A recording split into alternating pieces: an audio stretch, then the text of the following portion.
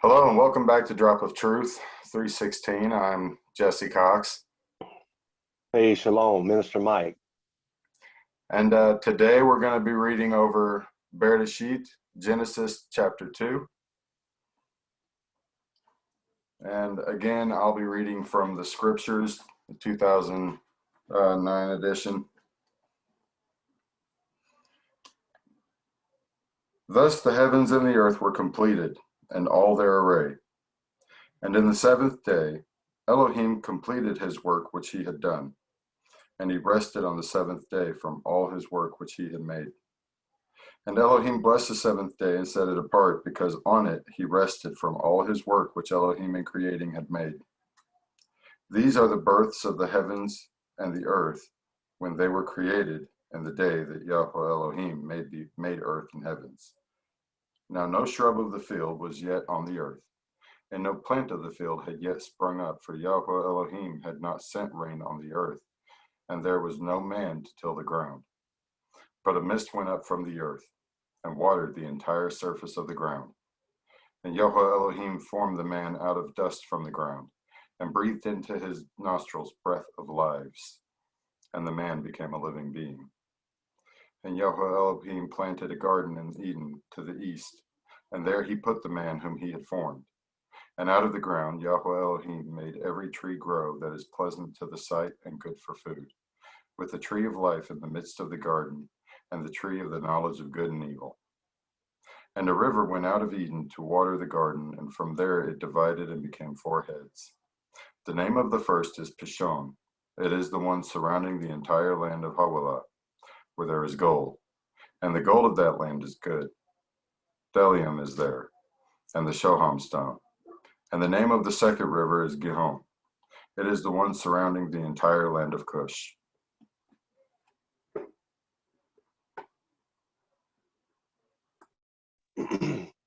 Verse 13. And the name of the second river is Gihon, the same is that compassed the whole land of Ethiopia.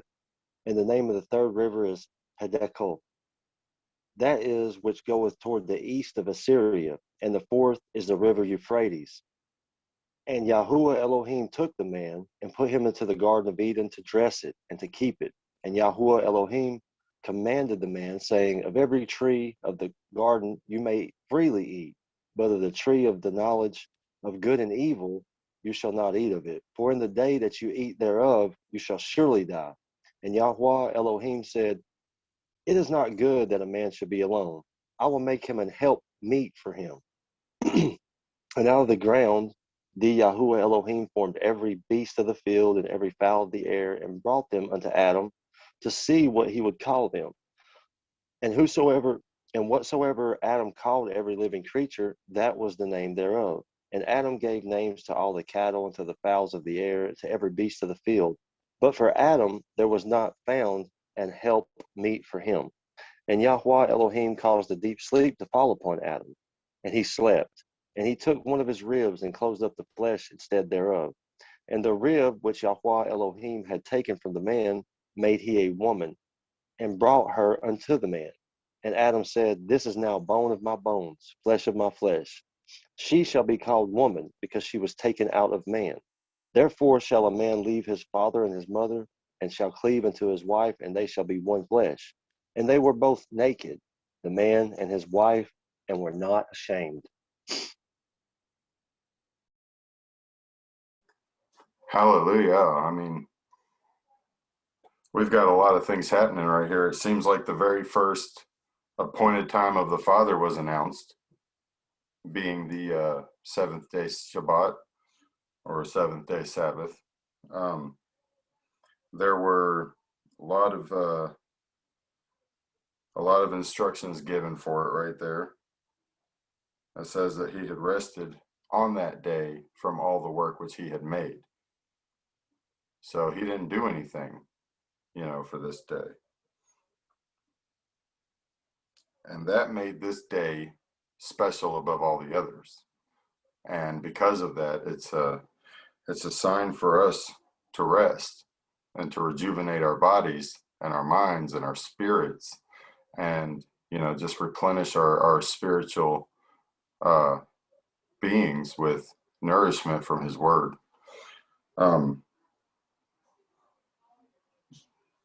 But there are descriptions of the location of Eden.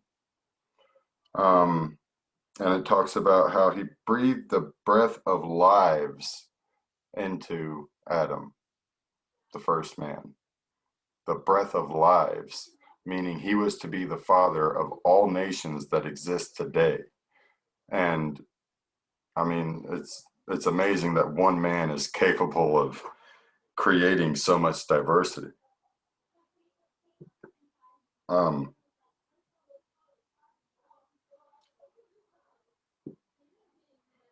Did you have anything that you wanted to?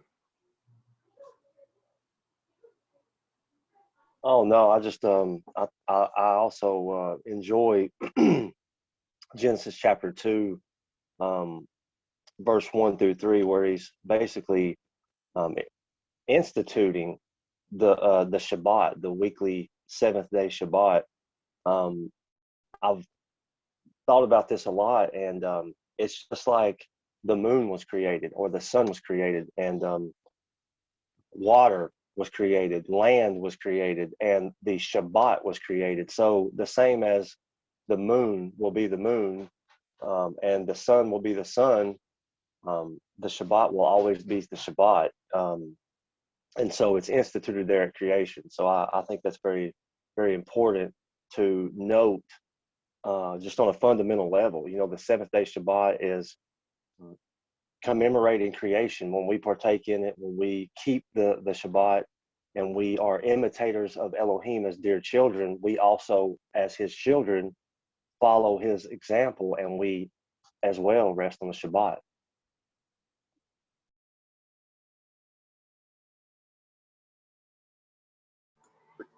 Yeah, there were a lot of times, you know, where the Messiah would go into temples on Shabbat, you know, and read the scrolls, or, you know, teach the renewed covenant to the new people. And it's amazing that it all began with, you know, just one day of rest to not do any work. That's all it began with. And now it's a sign, it's a marker.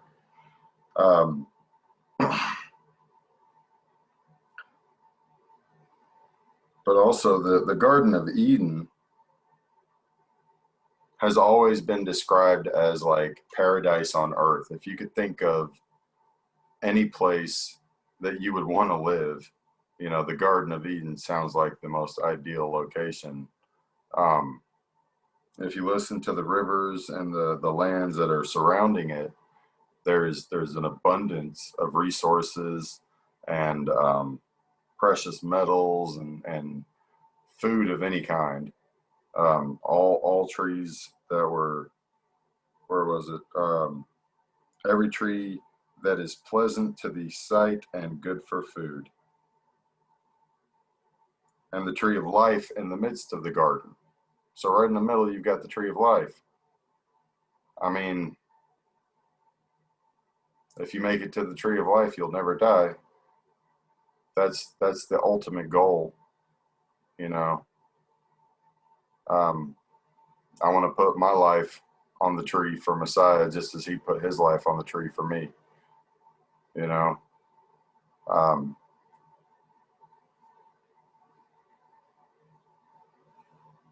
There are a lot of people who claim to have found the Garden of Eden or know of the location where it is, and, you know, we'll never know. I don't think we'll ever know, really, because I'm pretty sure the flood made sure of that. But it also says that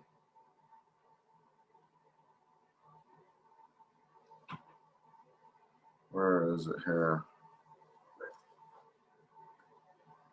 It says that the man, or the Yahweh Elohim formed the man out of dust from the ground and breathed the breath of lives into him.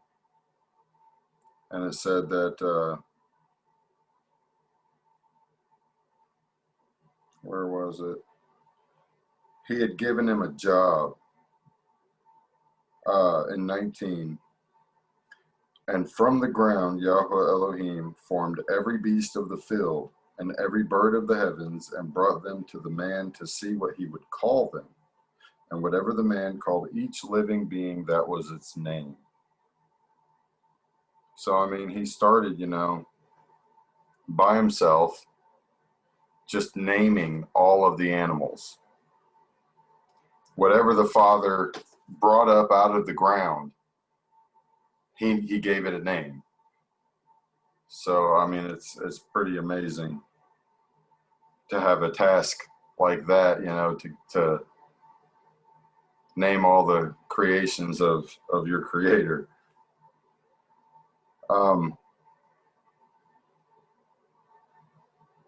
But he didn't have a helper. He didn't have a counterpart.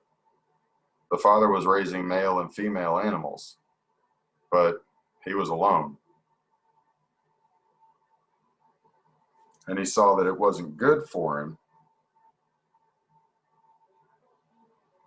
He said that in verse 18. It says, and Yahweh Elohim said, it is not good for the man to be alone.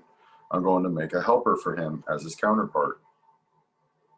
But if you notice, he didn't do that right away. He said that he was going to do that. And then he had Adam perform the task first, naming all the animals. And then he put him into a deep sleep and took out the rib, which became Chawah, or Eve, his wife.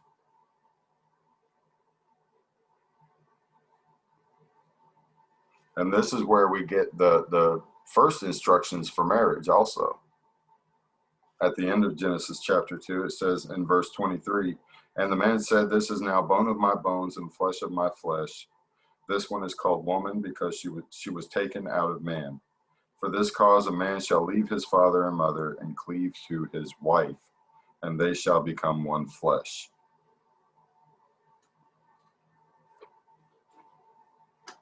So it's amazing, really, that he has already started giving instruction.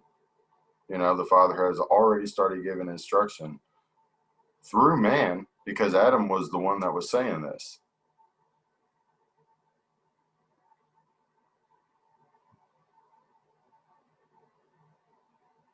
He was telling the Father, this is the way it's going to be, because this is the way you have made it.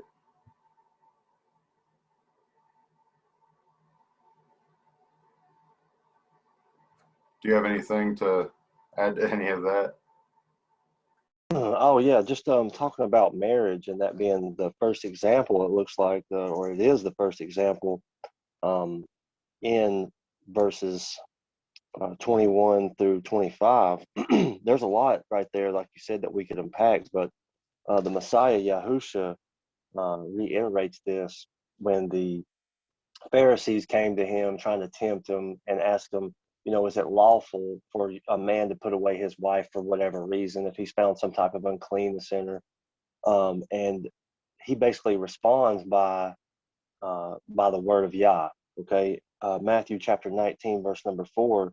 And Yahusha answered them and said unto them, have you not read that he which hath made them at the beginning made them male and female, and said, for this cause shall a man leave his father and mother, and shall cleave to his wife, and they two shall be one flesh. Wherefore they are no more two, but are one flesh. What therefore Elohim hath joined together, let not man divide. And that's just very interesting, because we know that in this day and age that, divorces and breakups and split ups like that are prevalent. But it really is not the perfect intent or will of Yahuwah for us to covenant break. It's because of the hardness of our hearts that Moses was allowed that precept for a man to put away his wife because of some type of uncleanness or because of the cause of fornication. But I think it's very interesting that the Messiah, Yahusha, always expounded on the perfect will of Yah, basically saying, when these two become one flesh, no man shall divide what Yahuwah has made one. or has made in unity. And I think that's just a really important precept here to go over. I also think it's interesting how it says in verse 25, and they were both naked, and the man and his wife, and they were not ashamed. Now, we could be thinking about a physical nakedness, or how I like to look at it, more of a spiritual level, that they were both open. They both knew each other. They, were vulnerable to one another. And so that's just very interesting. Turn it back over, Jesse. Yeah, I totally agree. It's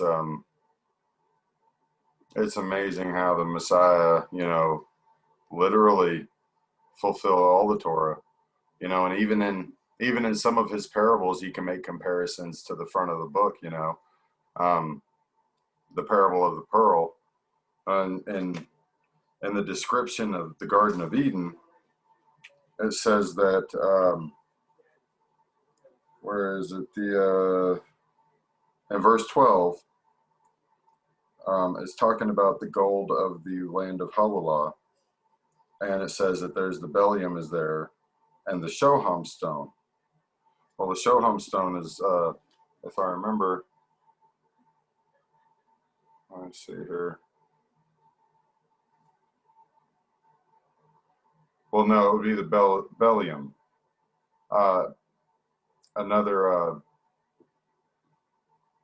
The definitions for that are something in pieces, or gum, or perhaps amber, but others believe it's a pearl. So you could say that his parable of the pearl in Matthew chapter 13, verse 45 and 46. Again, the reign of the heavens is like a man, a merchant seeking fine pearls, who, when he had found one pearl of great price, went and sold all that he had and bought it.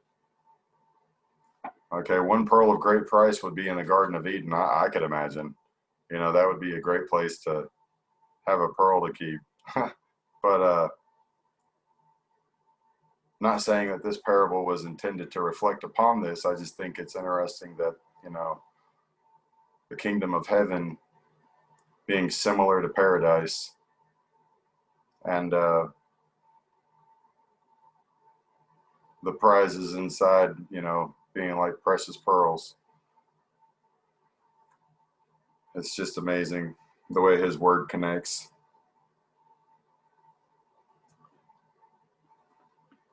But on the seventh day, at the beginning of the verse, or at the beginning of the chapter, and in the seventh day, Elohim completed his work.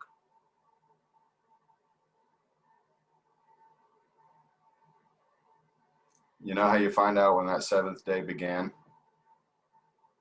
You look at the end of chapter 1 and verse 31, and it tells you that it began at morning, because the sixth day ended at morning.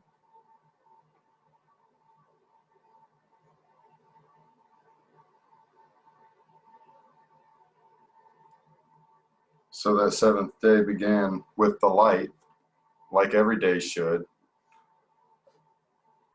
aside from some appointed times of the Father. I believe every day begins with the light.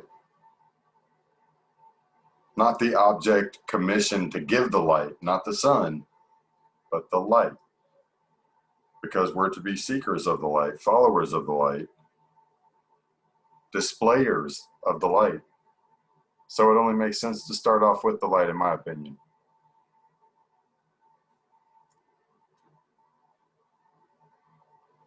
But I think this was a really good study, and I appreciate you joining me again, brother. It's always a blessing, and I love hearing your insight, and I appreciate your input and all of these videos that we're going to be doing. And I pray many blessings upon you, and I pray many blessings upon all of you. And I'll close this out with the Aaronic blessing. Yahweh bless you and keep you. Yahweh make his face shine upon you and be gracious to you. Yahweh lift up his countenance to you and give you shalom. Shalom. Shalom, everyone.